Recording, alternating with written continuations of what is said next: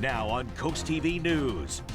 Community discussion for proposed sports complex in Berlin. The reaction from people in town. Ice sculptures on a freezing day. The Fire and Ice Festival is underway. Delaware and Sussex County teaming up. How a new partnership is looking at managing growth in the county. The coldest air mass of the season remains locked in over Del Mar, but powerful winds and nasty wind chills may be the worst of it tomorrow morning, and then improving conditions into next week. Forecast details coming up. This is CoastTV News at 6. Plans to build on this open field. Good evening, I'm Emma Aiken. Welcome to CoastTV News at 6. We begin tonight with a joint session with officials from two Worcester County towns over a multi-million-dollar project. A community information session was held at Berlin's Stephen Decatur High School today to debate a proposed site for a sports complex for the youth. CoastTV News reporter Drew Bellinger shows us the land in question and why those who live nearby have mixed opinions. On a cold and blustery day at Stephen Decatur High School, emotions at the community discussion board. At the high school today, this was a topic of conversation, a proposal of a multi-million-dollar sports complex next to the school. That can bring positive energy to this community. Ocean City Mayor Rick Meehan says this was the best way to talk about their plans with those who would be directly impacted.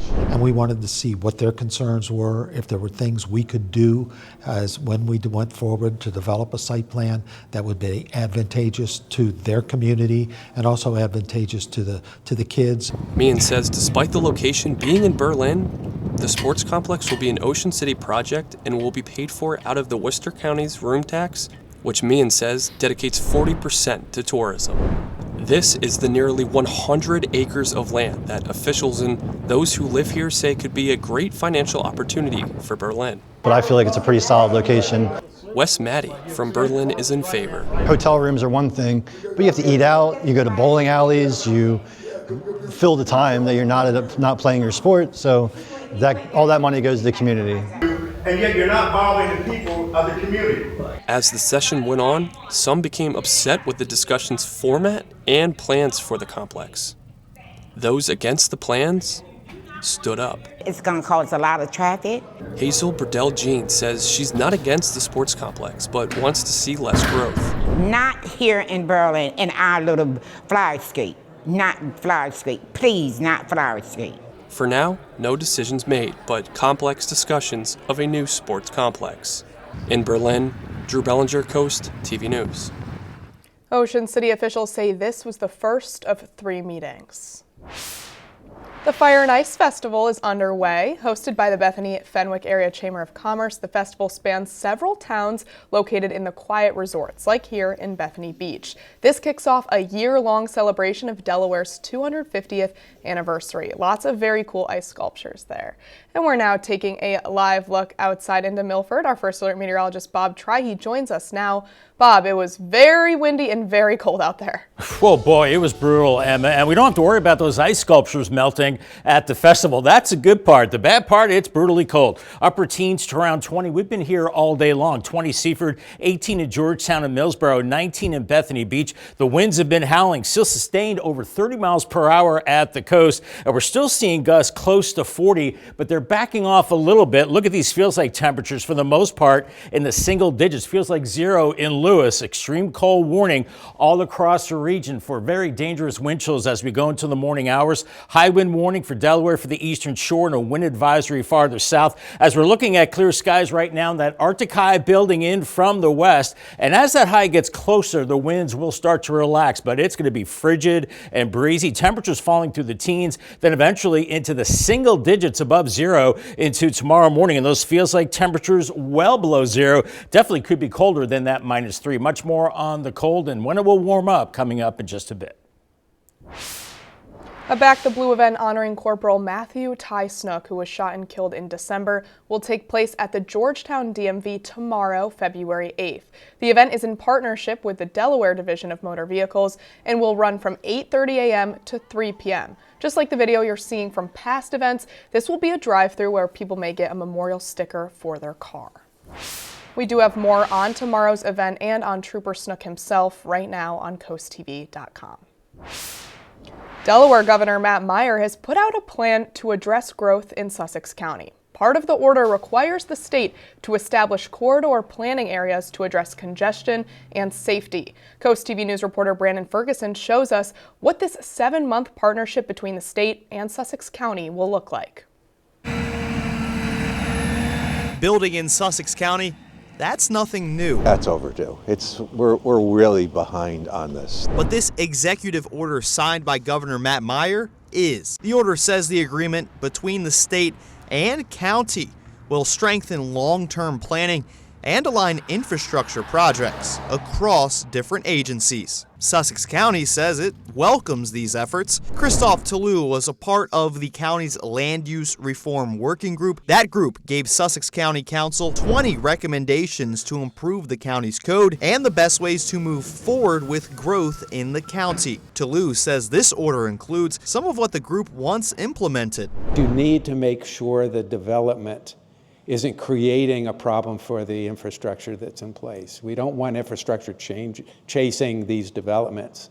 We want them to happen at least in parallel, or for the development, better yet, to happen where the infrastructure already is. The order says plans will address congestion, safety, and accessibility for major corridors like Route 9. For Mike Kratos, who has lived in Sussex County for 8 years, he has seen how the roads are busier and busier. I feel the crowding. I can just imagine what people who lived here before must think of it. It must be really overwhelming to them. The order also assesses the effectiveness of existing state incentives and programs. For Coast TV News, I'm Brandon Ferguson. We are just getting started here on Coast TV News at 6. Coming up, stocks surge. The Dow hits a historic milestone.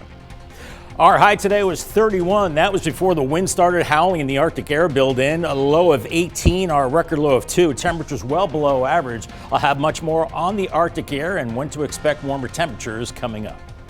But first, fashion and film. Dressing to impress in Milan during the Winter Olympic Games. Don't go anywhere. That's up next. This is Coast TV News at 6. Here in Italy, they call it la bella figura. That's Italian for the beautiful figure, and it means people here always try to dress well and make a good impression wherever they go and whatever they do, and nowhere is the expression truer than in Milan, especially during the Winter Olympic Games. NBC's Claudio Lavanga reports. Milan, one of the world's capitals of fashion and of the Olympics. The Winter Games kickstart here, and even if Milan is better known for catwalks than snowcats, here fashion and sport go hand in hand. The Italian team's winter athletes' uniforms were designed by the late Giorgio Armani. But in this city, you don't have to be a model to look like one. Here. Even regular people here dress to the nines wherever they go, giving street style a whole new meaning. Red Scarf Day. Wait, one second. We should shoot her. 1 second. And they even have their very own fashion photographer. Scott Schumann started taking pictures of random stylish people in the streets of New York 20 years ago. Now his Instagram account has more than 1.2 million followers. I mean, that's amazing. It looks like 3 professional models. Yeah. I mean, I think that's the thing. Even young kids in Milan have dress in a certain refined way that you don't find in New York. New York is much more about street. It's much more athletic.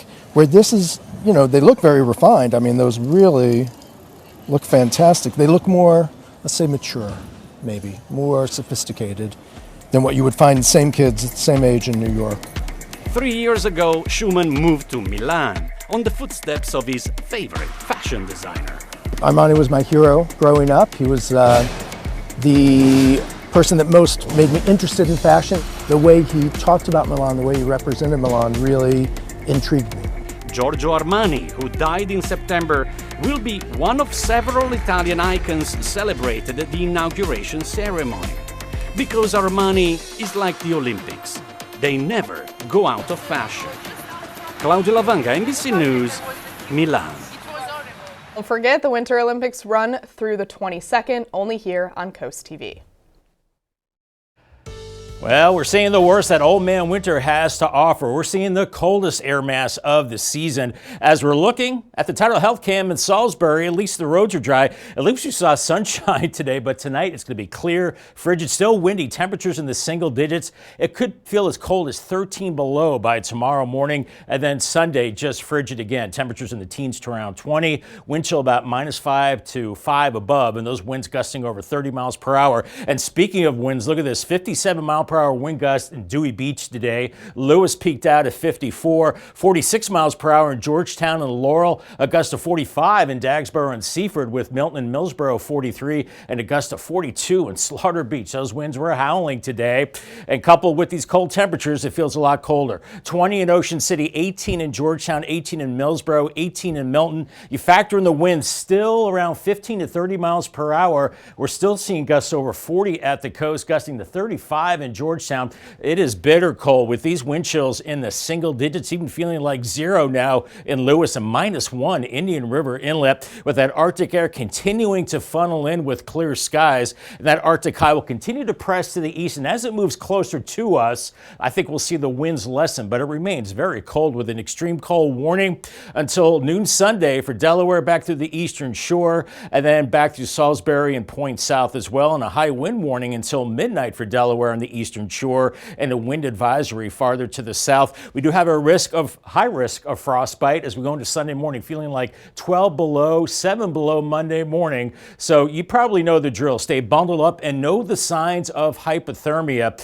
because that's a very real possibility as we go into tomorrow morning. Here's Futurecast this evening. Temperatures falling through the teens by Sunday morning, feeling like actually it will be 7 in Millsboro, 7 in Selbyville, much colder with the wind. Teens to around 20 for the high tomorrow. That's about it. Into Monday morning, back into the single digits and lower teens, then finally near freezing Monday afternoon, but sub-zero wind chills tonight. And this is the coldest, about 11 to 13 below as we go into tomorrow morning into the afternoon, feeling like 4 to 8 below, and right around 0 is what it'll feel like tomorrow night. And then Monday morning, feeling like 5 to 10 below 0.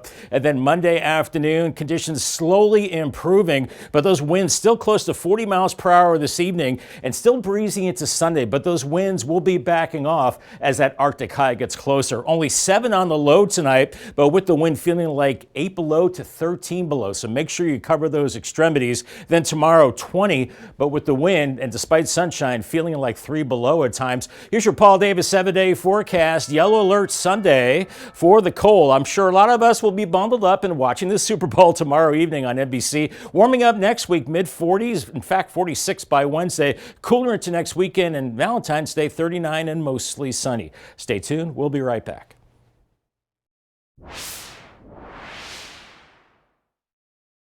Every winter for the last 60 Wicomico boys basketball seasons, this has been the view of head coach Butch Waller. And through that view, he's seen nearly 950 wins, a state championship winning team, but he's also touched the lives of thousands of players, assistant coaches, and other community members. And at the end of the day, that's what he thinks really matters. I mean, as cold as it is outside, you would think people want to stay home, but I really appreciate all the people, but especially ex-players, the ones that went up and down this floor. All those people came out to the Waller Dome and watched Y-High beat North Carolina 70-58. But the real show was afterwards, when the Tribe celebrated Waller reaching 60 years of coaching. While he is stepping down at the end of the season, there's a certain word he's unwilling to say. I never did like the word retire, because that's like giving up. And so I'm just closing this chapter, because Doug King, he's been with me 24 years. I'm sure he thought I'd be dead by now, but I kept going, and so it's his turn. It's their turn. Could I still do it? Absolutely. And you can't say that Waller's wrong. His accomplishments speak for themselves. You know, there'll be signs. We have a 900 win sign. I think tonight was 949. So there are a lot of wins along the line. And Waller's still hungry for more, especially another state championship. Another one of those. Oh, I got it back in the room. No, I mean, that's what we all. You know, why do people climb mountains? It's because they want to get to the top. Why? Because the top's there. And everything I've ever gotten into athletically, I want to work towards that. You very seldom reach it, but you know that's the goal. So this season, Waller's going for a second state title. After that, some other schools have asked if I would be willing to help, and so we'll see. I'll pop up somewhere. There you go. I just don't know what normal guys do in the winter from November to March. I have no clue. I'm always in here. So it's a new chapter. We'll see what happens. today isn't about what's next, though. It's about Waller's 60 years of leadership, learning, and love. Reporting from the Waller Dome, I'm Tyler Aiken, DSN. The Dow hit a new all-time high on Friday. The index soared over 1,200 points, hitting 50,000 points for the first time ever. This was a sharp rebound after tech stocks dragged Wall Street down earlier this week. If you are venturing out this evening, make sure you bundle up, cover those extremities up, falling through the teens, and then sub-zero wind chills, maybe as cold as 10, 13 below by tomorrow morning. Call the CoastTV First Alert weather phone. It's sponsored by Brockstead, Mandalis, Federica. You Paul Davis 10-day forecast, yellow alert because it's still frigid tomorrow. A high of 20. Stay inside, watch the Super Bowl on NBC. Down to 9 Monday morning, 31 Monday, and then we're into the mid-40s Tuesday and Wednesday, finally melting some of that snow. Colder into the weekend, Valentine's Day 39, and maybe our next rain snow chance comes in on Sunday. Bob, thank you, and thank you for joining us here for Coast TV News at 6. For more news and local weather, download our Coast TV News app. Be sure to join us tonight at 11. Until then, have a great night.